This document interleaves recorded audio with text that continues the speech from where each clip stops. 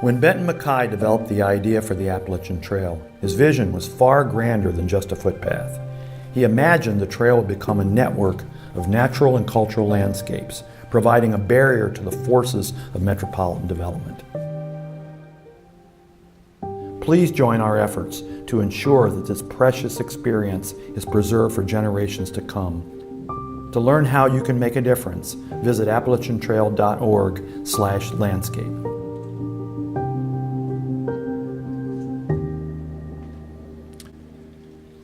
So a really great video presentation, and you'll see if you go to Appalachian Trail's website, you'll see a lot of use of video content created by the organization, also user-generated content. But the part of that online experience is engaging people. You have people, video, a compelling story goes a long way. A compelling story and who you are and knowing who you are goes a long way in helping tell a digital online integrated story. So starting the climb up the online mountain. And it begins with, can you make the business case? Part of that, number one, is to alleviate the burden on staff to manage processes that could be automated. So Mark, talk a little bit, we'll walk through sort of what the case you made about driving response by mail. Yeah, we're going to bring up graphically what happens. But once somebody gets a direct mail piece, the steps that they have to go through and then other people have to be involved in order to get that check physically to Appalachian Trail Conservancy in Harpers Ferry, West Virginia. So it starts out with them sealing the envelope, hopefully finding a stamp, putting it into the mailbox, going to the postal carrier who brings it to the central facility. Then it makes its way through to the Appalachian Trail Conservancy where it has to be opened. The check has to be taken out. Then the donation itself gets processed into CharityEngine. The check makes its way off to the bank.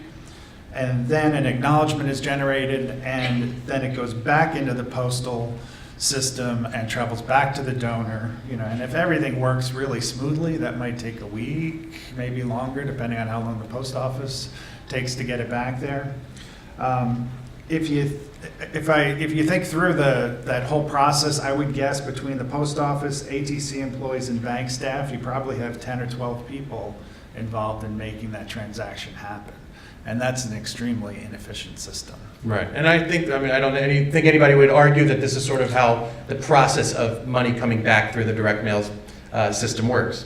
So we looked at that, they looked at that, and then looked at driving the response online. Same thing, somebody gets the piece of the device in the mail. Then they go to their computer, they sit down, they put in a credit card, hit submit, and they're done.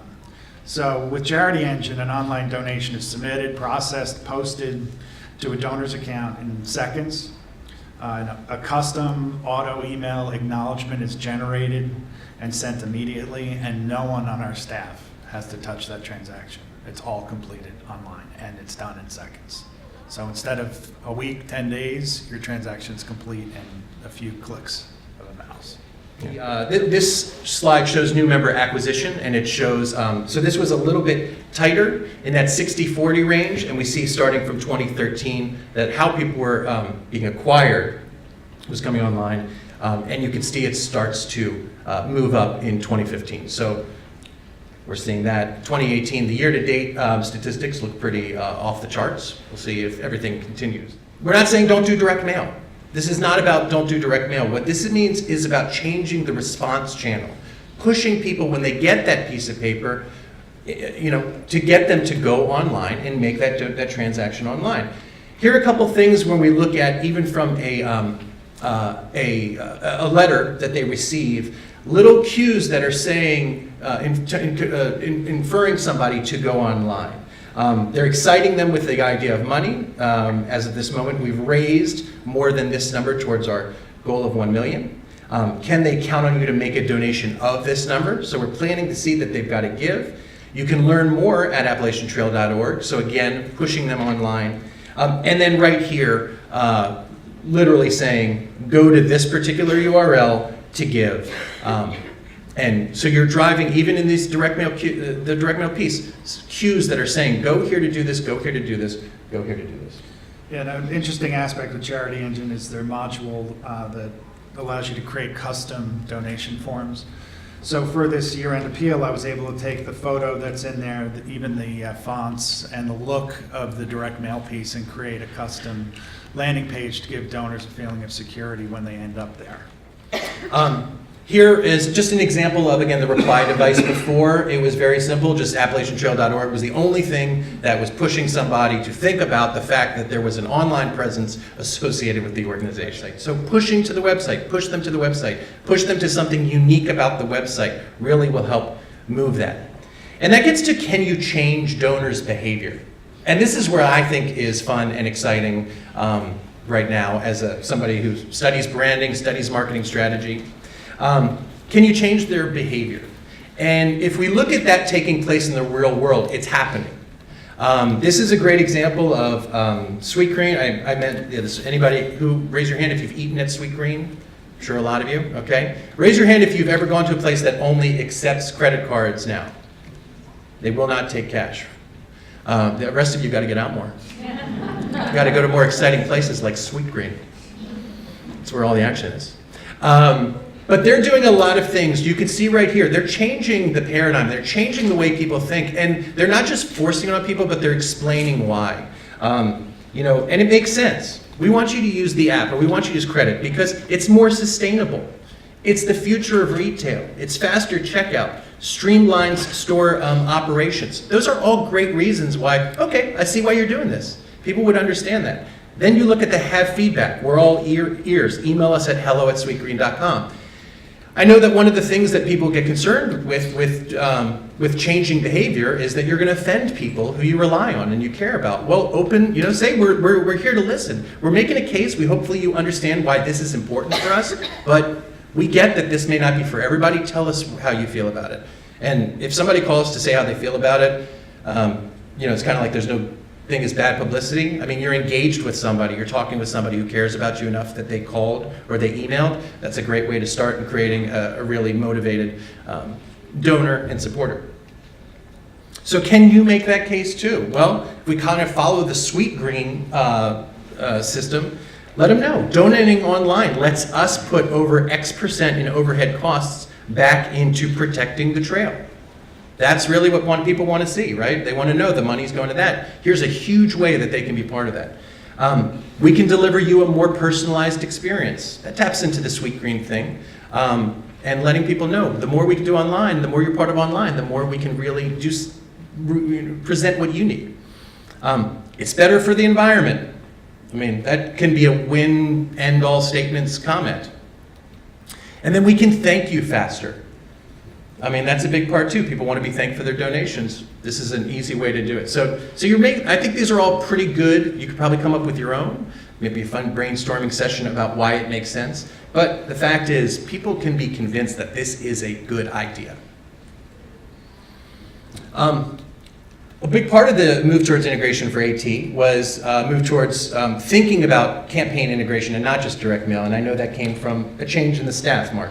Right, we had some younger staff come in and say, don't do just direct mail anymore, do campaigns. Combine that direct mail with email, with social media, with a strong web presence, so that you're getting your message out in new and different ways, because different donors will respond to different channels within the system. So this was a real shift for us when we said we're not just going to do direct mail anymore. We're going to make this switch so that every campaign that we do is going to have these individual components as part of the overall product. Right. And that focus has really helped with reducing marketing overhead and also growing online revenue. So here's a little example of what Mark was talking about regarding the integration. Was before, it was sort of just thought out, we sent out direct mail piece, and that's what we do. And you guys looked at sort of this 7-day world. Right, we'd send out an email 7 days prior to the arrival of the direct mail piece, or approximate date it would arrive in mailboxes. And then we'd send a follow-up 7 days after. We saw a significant lift, and a lot of people would get the direct mail piece. At least this is my anecdotal evidence. I think they get it, they leave it on the kitchen table or on their desk, and it's sitting there. And then 7 days later, I pop an email into their inbox, and they say, "Oh, that's right, I meant to donate to that." And they can click on a link right there and end up on one of those custom donation forms that they recognize the photos from the direct mail piece and feel comfortable making that donation right then while they're sitting at their desk having lunch on a Tuesday. Yeah. Things. So when we were originally working on this presentation, I sat with Mark and the staff, and we really were going over all the different ways that got helped. And this was the thing that stood out to me the most, was by thinking about putting more thought into their online experience, their use of both the online forms, the payment processing, what it meant to them. And you can see from this quote, it was pretty powerful. Yeah, our credit card transactions in our old system required us every day to go in, download, print them off, and then manually enter all those transactions into our database. CharityEngine does that all automatically. No one has to touch that anymore. And for poor Anna there, probably we've saved her, and I think it's a conservative estimate that it's 400 to 500 hours a year that we've gotten back, that Anna can now work on other projects and be involved in raising money rather than just processing the transactions. So that's been a huge win for us. Right. Again, making business cases, it's a huge part of everything. Looking at the online experience, do you make giving important? I look at a lot of websites and a lot of forums and the way people, when they first get to a site, what they see and what they're motivated to do and how people approach that gift. That gift is not just a transaction, it is a fulfillment of a need, and the form should be part of that fulfillment of a need. So here you can see some great examples of not just the form and the amounts, but other ways that people can give. And they give that entire experience for anybody who they're offering to donate, not just we want your money, but it's thinking, why do you want to do this? How do you want to do this? Let's do this the right way for you. And they show it, become a new member, joining or renew. There's a visual component. These are components of their giving forms. Going after next generation and speaking to people. People want to be spoken to. You want to know that something reflects you. The AT is able to show people 18 to 30, hey, we're part of you. Now that's more of an acquisition play, and it's building a future giving base, but it's also giving a volunteer base, it's building a peer-to-peer base, and it's building a base of people who will pay for stuff that you might be selling in related to that experience. Giving monthly. And then sharing your love of the trail. Why would some people want to do a gift membership in memory of, in honor of? What I'm just trying to say here from the online experience with all these visuals is these are not just drop-down boxes, right? These are not just they're not radio buttons or toggle buttons. They are, why are you here? Why does this matter to you? And finding that out in that moment is what digital marketing is about. Why are people doing what they do? What matters to them? So that way your marketing automation can talk to them specifically about the thing that matters the most. And that is all part of raising this. And Leigh, if I could just jump in there, it's Please. reduced frustration levels for donors on the website as well. We always had problems with people not knowing whether they should give in memory of someone or in honor of someone, which then creates all kinds of confusion, and you end up talking to somebody about, they meant to do a memorial donation and there was an honorary donation. With all this really big, bold, graphic representations on the website, it's really helped us to reduce that level of frustration, and when you get frustrated, you're out, you don't make a donation. Something they did, which I think is really interesting, just to interject here, and it helps create that connection between the two, was they just had they were actually in the middle of having their elections for board members, and that's something that happens every year. What they were able to figure out, and actually Jane, I think Jane gets some credit for realizing the opportunity here, but that the people can't vote unless they're up to date. So what they did was they pushed people to, hey, you're out of date, you can't vote, we know you want to vote, and that forced people to make their online donations. I think was it done by paper or email? Email. That was done by email. So those people were then motivated to give online. People who might have taken time before realized there's a deadline and I got to respond to the deadline, and that, I think, there was a huge uptick in giving based on a deadline, and which is probably another important lesson in the power of online, is that you can have a deadline for people to respond to. Different messages resonate with people. Those people that were renewing their membership had already received multiple emails from us asking them to renew their membership, and multiple direct mail pieces as well, and for whatever reason they hadn't responded. But then Jay and I worked up an email that we sent out to the people who lapsed over the last 12 months, and suddenly a bunch of people popped and they're going to be able to vote in the election. So, might be something, again, seeing things from a new perspective. Can you have something like an election? Or can you have something that people want? There's a value to being up to date. But what I wanted to do here was actually talking about making the case online, not just the business case, but showing people why they should be giving to you. And one of my favorite things in the world, and you guys are a lot of digital people, is the Wayback Machine. You guys use Wayback to look at old websites and see what used to be. That is a real cool tool to look back and kind of see where you've come, how far you've come, and how you've changed. So we did that with the AT and looked at some of the websites over time, and you'll see how the experience changed. 2000. So we remember this as websites in 2000, right? We all were there. It's amazing we got farther than that. But that was a website. Just informational, just, hey, we exist, and they've got this whole HTTP www thing we got to also participate. It starts becoming a little bit more of a compelling message, but it's about the hikers.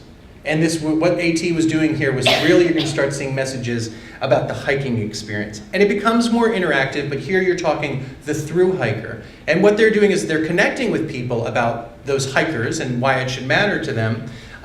They start using new visual tools. They're offering things you can buy. Impressive. Find a hike that's perfect for you. And so what you can see here is an evolution, but it's all about the hiker. And I think AT, they looked at what was taking place, and it was really focused on just, it became a hiker's resource instead of what the mission is about. And that's where you get into sort of where they are now, which is when you land on that page, this is a real bold pronouncement of who we are and why you should give to us. We are the guardians. And that guardians is a great word. I know, Mark, that was a real strategic decision to use that. Yeah, it just really has a powerful imagery along with it. And as you look at that scene right there on the website, it really ties everything together. And yeah, that was our marketing team that developed that concept. Yeah. So thinking of members, donors, getting rid of stale words, guardians. And that's what the mission is. It aligns with who they are. It makes full sense. So now when you look at the website, when you land there, I kind of wanted to go through, and they still talk to the hiker. The hiker can find what they're looking for. But first and foremost, you guys have a job to do, which is you got to bring in money for this program, and you got to show people why this program matters and why they got to give for it. And that's now what you're saying. We are the guardians. Learn more, give back. Let's focus on that. If you want to learn more about the AT, click here. But it starts with the bold pronouncement. We have, then protect your trail. It still talks about the power of protection. There's a integration now with advocacy. So how do you get email addresses? By engaging people through advocacy. So, there's a pipeline issue. They're able to use advocacy as a way to engage without asking for money and find those passionate supporters who want to also be guardians of the trail. Here we show the history and the work that's been done for it. We live in a very a divided political climate right now. People have a lot of concerns about what that means to their to resources like parks, like the AT. And so here you're showing a president saying, this is what we do is at that level. What we do is at a presidential signing level. That is the kind of stuff we're impacting. And that really resonates. Their latest news. Here, recent events. So now if people are looking for this kind of thing, and again, these events look cool. They've got a certain hip-hopness to them, a little VH1 MTV-ish thing going on. But you want to be at these kind of events. And the membership meeting that's coming up, that's the one we were referring to, where people are signing up. My story, so they're really focused on video and content creation. People who love the AT, if you like camping or hiking, you're thinking about camping and hiking when you're not camping and hiking. You are, you get your Facebook feed. It's cool to see pictures of it. You want to see that stuff. That's why I like this presentation. There's cool images. I think you got to agree for a keynote presentation. This is a lot of good images. But that's what attracts people, and having this story. And what I love about this actually is the season 2. And the reason season two, having that is a really key word. Because what it does is it tells somebody that you missed season 1. And we've been doing this, and you missed this, and now you better go back and see it. And now you're going to make people watch those old videos, sort through it, and see, what did I miss in season 1 so I can catch up. If you could get people to binge watch. It's time to binge watch our My AT Stories videos. Yeah, exactly. There's going to be a whole new thing of AppalachianTrail.org and chill. I'm willing to wait for the 3 people who do think that's funny. I threw that out there. And then here what we do. So again, educate, protect, and empower. So really talking about the brand and why they're here. So as you can see, there was a huge change from, hey, you going hiking? What do you want to know about this place? To, dude, we got to protect this thing or it's going to go away. Does your social push back to your website? So this is another important thing. I know people fight for likes and they're fighting to get those kind of likes. And it's important, but even if you're not there, just the people who are liking, the people who are seeing stuff, you don't know what that's going to turn into. It eventually impacts.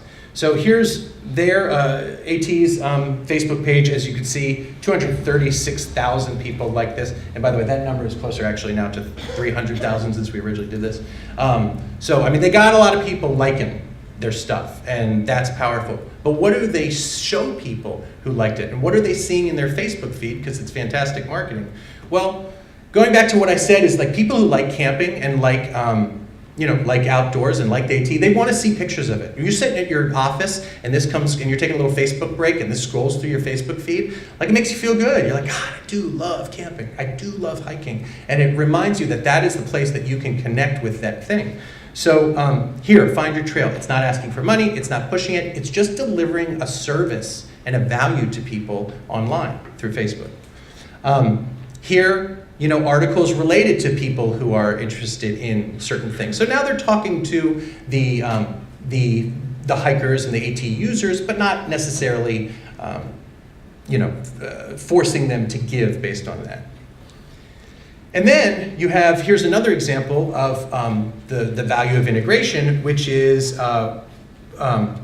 backpacking courses, and I mentioned this before. So now when everything is tied together and you can look at these people who are interacting with your organization in different ways, here they're realizing that there's a huge value to people who have registered and are going online and filling out forms about anything to know who those people are and what. So this Facebook page, which is about if you're thinking of doing the AT and hiking the AT, here's where you can register for a class, and then that class, that then takes you to a form. And again, this is the same forms as their donation forms. It's all feeding one thing. And the value is you start getting that 360-degree donor journey that you hear being talked about in every one of these sessions. That's it. The donor may come originally from an interest in hiking, knowing that is valuable, personalizable information that people will appreciate. Yeah, this is another good example of a customizable donation form on CharityEngine. So we were able to create this with the specific dates for the event. The person can go in, give us all their information, and then they hit next and put in their credit card information. They've paid for the course. They get an email, auto-generated email telling them that it was everything was good, and here's your information for the event. So you can do this for the donation form. You can do it for events. You can do it for registrations. You can do surveys, all through these forms that are easily customizable. I know it seems like I have a gun to Mark's back saying, say CharityEngine every time you can. That was not part of him being here. That's just, he's a mensch. And there are also times like things like this where they don't go directly from Facebook to this page. There will be an intermediary, so they can make sure that somebody who's actually signing up for this is really qualified to be. If you're going to take a course on hiking, doing a through hike of the AT, they kind of want to make sure that they've validated that you're the kind of person who cares about this and is going to show up for the. We'll show up. That's show up at the training. I need to find another meeting where I can learn more about how to convert Facebook followers into donors. Because if anybody's cracked that code, I'd really like to know. We have roughly 45,000 current members of ATC, and then we're approaching 300,000 followers on Facebook. So it's what I would refer to as a target-rich environment for finding some donors. But we have not been. A lot of people just kind of passively like your page and they're interested in following, but they're not interested in, and we've tried lots of stuff. We've tried, reduced rate for our Facebook follower, all that kind of stuff. And you always get a few people that will, but we have not been able to really move the needle significantly there. But it should also be thought of as an acquisition tool. Right. That once they're in the system, once you've got them, you do something on Facebook that makes them want to give their information in some way, now you can track. Now you can start following them. You start personalizing their experience in a way that maybe you're not going to get the donation off that click, but you could get that donation in a few months. And I know that's not what everybody wants to hear, but that is a long-term play that has to be considered with something like, why are we spending time on Facebook?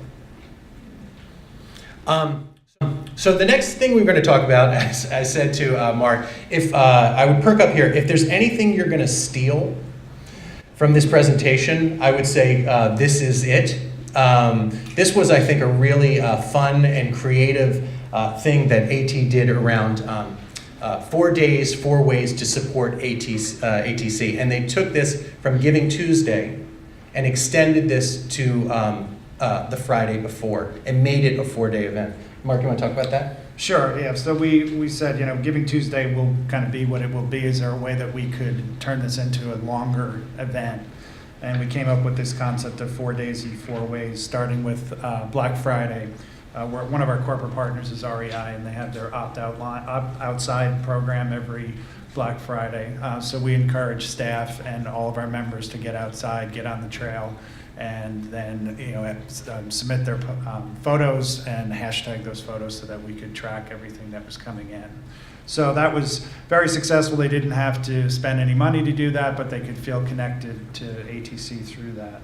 And then Small Business Saturday, we have more than 50 designated Appalachian Trail communities up and down the trail corridor. So in that email, we had the list of all the towns, and hopefully we could get people to go and visit those towns. It would be good public relations for them to see the ATC members coming in and participating, buying from their stores. And then we moved into Cyber Monday. We have our own Ultimate Trail store online, and we had some doorbuster deals and those kind of things available on our own website there. And then finally that led into Giving Tuesday, where we asked for donations to the ATC as part of that program. So it was 5 days with 4 major email blasts on 4 of those 5 days. We gave everybody a break on Sunday. So each mail sent to approximately 70,000 people. Audience included members, people who signed up to receive emails, and others who've made store purchases in the past. The first time ATC this was the first time you sent an email to their consolidated database, so where they brought all those things together to reach out to people. And then continue to clean up the database throughout the weekend and seeing what people were doing what, and open rates increased as they were sent. And the click-through and page visits were very high by the people who opened. So again, just something to think about with Giving Tuesday, a few months away. I love this idea that they took Giving Tuesday. I mean, it's like Shark Week, right? Four ways to give. You got something, make it even bigger than it was. And I think it's really something to think about if you have the ability to talk to people leading up to it. In going back to 2015, nothing was really done from the store sales. They weren't pushing that. In 2016, there was a little tie with the store sales, so you see the numbers go up. I'm not showing you the actual numbers, but it's the percentage of giving between the 2 dates. And then in 2017, when they made this concerted effort, both of those, the Giving Tuesday numbers and the store sales, all went up together. So that's a nice rise of tide right there from a creative strategy. So then, and lastly, talking about here a little bit about continuing that climb, which is connecting to individuals. And that is the real value of why you want to push digital and why you want to try to get people to get off paper and go to digital, because it allows you, as I said, to know more about them, know more about how they interact with you, and find the things that matter. With big data, you can silo, you can bring that down to really usable gold nuggets, and it's powerful. How do you get, one of the strategic goals they were talking about was how do they get non-traditional users of the trail involved? And so as we sat down and we were working on this presentation, we kind of we just were whiteboarding how many different ways people interact with the AT in some way. And you can see here, there's a lot, right? People were brought by their parents. They do it on social media. They're part of the Boy Scouts, Girl Scouts, and so on. Visitor centers, regional events, hiker happy hours. There's so many ways that people are interacting with this the mission or the core of what this mission is about, how can you find ways to bring them in? What are the different things you can do to get them involved and know the AT is here and the ATC is here, and they are the guardians of protecting this thing that you are really showing interest in. Here's an example of what they're starting to do, which is for their thru hikers, identify similar thru hikers and connect people that way. So I highlighted a few. There's a number of them on the list on their website. So these are all different types of people that you might be if you're a thru hiker. But I greened some of those: Canadians, diverse hikers, LGBT, international, military vets, people over 55. I mean, that's valuable, right? Those are good data points that if they're giving you, it helps you kind of paint a picture about a person. And that's the power of CRM technology, whatever you guys are using. That's the power of what it should be doing, is helping you see all that stuff and be able to target and segment. It takes a lot of work. It's not easy. There are no magic fairies that do it, but it can be a powerful means of really connecting with people. And that was part of what was set up here, was creating non-siloed donor profiles. And Mark, if you really want to quickly touch on this. Yeah, it just gives us a holistic view of a donor. So you can go into somebody's donor profile and see as an example, a major donor.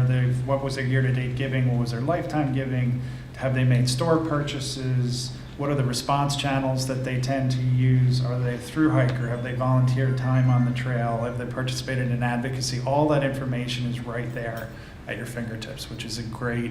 And in the past, we had those individual silos. We used multiple different systems, and now we've been able to bring all that stuff together, including our donor database, our volunteer database, and our thru hiker database, which were 3 independent pieces. So that essentially is really it.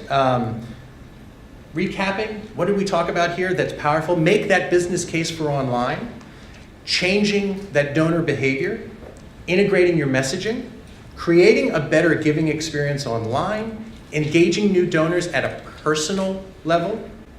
And I wanted to quickly show this. This is Mark. I surprised him last time we did that. He now knows this is coming. But this is Mark at the very end of his thru hike. You would climb, at this point you're 20, how many miles? At that point it was 2,179 miles. 2,179 miles, and this is the last 30 seconds. Last minute of.